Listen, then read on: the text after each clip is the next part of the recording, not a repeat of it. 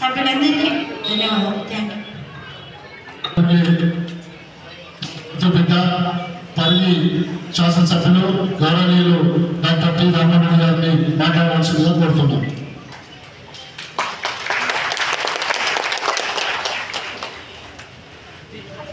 గతంలో కాంగ్రెస్ పార్టీ అధికారంలో లేనప్పుడు పేద ప్రజానికానికి అప్పటి పిసిసి అధ్యక్షుడైనటువంటి రేవంత్ రెడ్డి గారు ఏ నియోజకవర్గానికి వెళ్ళినా ఎక్కడికి వెళ్ళినా మాట ఇవ్వడం జరిగింది.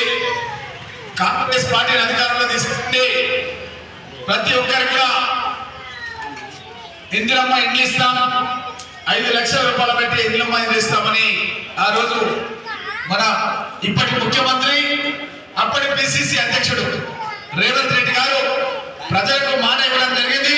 ఆ ఇచ్చిన మాటను నేను మా నాయకులు ఇక్కడ వేదిక పైన ఉన్న నాయకులు మేమందరం దగ్గరకు వచ్చి చెప్పినాం, మీరు కాంగ్రెస్ పార్టీకి ఓటేయండి, మీకు అందరికీ ఇందిరమ్మ ఇండ్లు ఇస్తామని ఆ రోజు చెప్పడం జరిగింది. ఇచ్చిన మాట నిలబెట్టుకునే కార్యక్రమంలో భాగంగా గత సంవత్సరం 3,500 ఇండ్లు ఈ రోజుతో ఇవ్వడం అయిపోతుంది. ఇంకా కొన్ని మిగిలిపోయిన కూడా ఇచ్చేస్తాం. ఈ 3,500 ఇండ్లు గత సంవత్సరం సంబంధించినవి. ఈ సంవత్సరమే మళ్ళా 3,500 ఇండ్లు వస్తున్నాయి. ఇక్కడ ఉన్నటువంటి నాయకులకు చెప్తున్నాను నేను, మీరు వెంటనే లిస్టు తయారు చేయడం స్టార్ట్ చేయండి. మీరు వెంటనే లిస్టు తయారు చేయడం స్టార్ట్ చేయండి.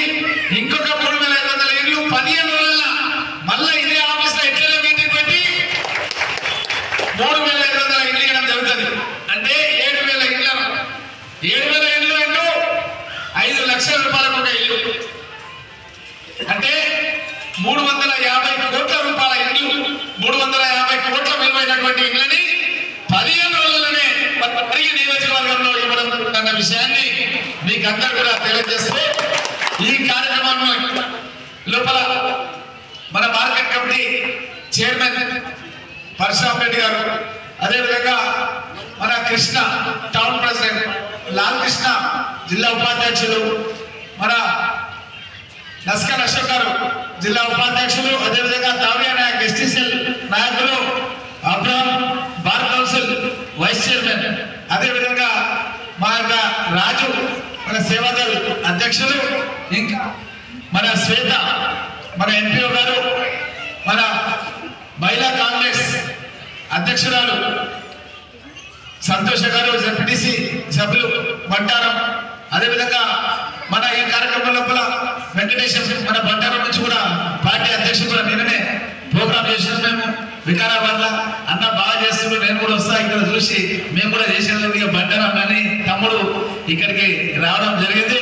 అదేవిధంగా ఈ కార్యక్రమం లోపల చాలా మంది పెద్దలు వేదిక వెనకాల సురేఖర్ రెడ్డి గారు మహిళా కాంగ్రెస్ అధ్యక్షురాలు, మన నరసింహ గారు మాదారం మాజీ సర్పంచ్ గారు, శశిధర్ రెడ్డి గారు మన మాజీ సర్పంచ్ గారు, మాధవ్ రెడ్డి గారు, రామకృష్ణ గారు, వెంకట్రాములు గారు, ఇంకా చాలా మంది రామకృష్ణ రెడ్డి గారు, మహేష్ గారు, ఇంకా చాలా మంది వేదిక పైన ఇంకా ముందు ఉన్నటువంటి ప్రతి ఒక్కరికి కూడా మహిళా సోదరుల యొక్క ముఖాలలో మా పరిశ్రమ చెప్పినట్టుగా ముఖాలలో మొత్తం కూడా సంతోషం అన్నది ఈరోజు కలబడుతుంది మీ ముఖాలలో అన్న విషయాన్ని తెలియజేస్తూ, అదేవిధంగా రోటీ కపడా మకాన్ ఇందిరాగాంధీ గారి నినాదం, తినడానికి తిండి, ఉండడానికి ఇల్లు, కట్టుకోవడానికి బట్ట, పేదవాళ్ళ కనీస అవసరాన్ని గుర్తించినటువంటి ఇందిరమ్మ ఆ రోజు వెనకడికి మా నస్కల్ అశోక్ చెప్తుంటాడు, మా నస్కల్లా భూములు లేనప్పుడు దళితులకు భూములు ఇచ్చింది ఇందిరమ్మ, మాకు ఎడ్లు లేనప్పుడు ఎడ్లు ఇచ్చింది, బండ్లు లేనప్పుడు బండ్లు ఇచ్చింది, నాగలు లేనప్పుడు నాగలు ఇచ్చింది అని వాళ్ళ గ్రామానికి పోయినప్పుడు బావులు కూడా తవ్వించిందని అశోక్ ఎప్పటికి చెప్తుండే. ఇది నస్కర్ అశోక్ వాళ్ళ ఊళ్ళో చెప్పడం కాదు, మనందరి గ్రామాల్లో కూడా అప్పుడు వెనుకటి ఇందిరమ్మ ఇచ్చినటువంటి భూములు, భూస్వాముల దగ్గర ఉన్నటువంటి భూములను పేదవాళ్లకు పంచిపెట్టింది ఇందిరమ్మ. ఆ పంచిపెట్టినటువంటి భూములలోనే మనం సేద్యం చేస్తున్నాం. కానీ సేద్యం చేయడానికి కూడా మన దగ్గర లాగొడుకు లేక ఆ రోజు పడుకున్నటువంటి ఇబ్బందులు చూసి పెద్ద పెద్ద సేట్లు, మార్వాడీలు, అగర్వాళ్ళు పెట్టినటువంటి ప్రైవేటు బ్యాంకులను కూడా ఇందిరమ్మ ఆ రోజు జాతీయం చేయడం జరిగింది. జాతీయం చేయడం అంటే ఏది? ఎట్లయితే భూస్వాముల దగ్గర భూములు తీసుకొని పేదవాళ్ళకు పంచిందో అదే విధంగా ఇందిరమ్మ పెద్ద పెద్ద పెద్ద బ్యాంకులను ప్రభుత్వంలో తీసుకొని పేద సన్నకారు చిన్నకారు రైతులకు ఎవరికైతే అసైన్మెంట్ భూములు ఇచ్చినామో వాళ్ళకి ఆ యొక్క అప్పులు ఇచ్చి వాళ్ళను ఆర్థికంగా అభివృద్ధిలోకి తీసుకొచ్చే ప్రయత్నం ఇందిరమ్మ చేసింది. ఈ విధంగా మనం ఒక్కొక్క కార్యక్రమాన్ని తీసుకొని పేద ప్రజానికానికి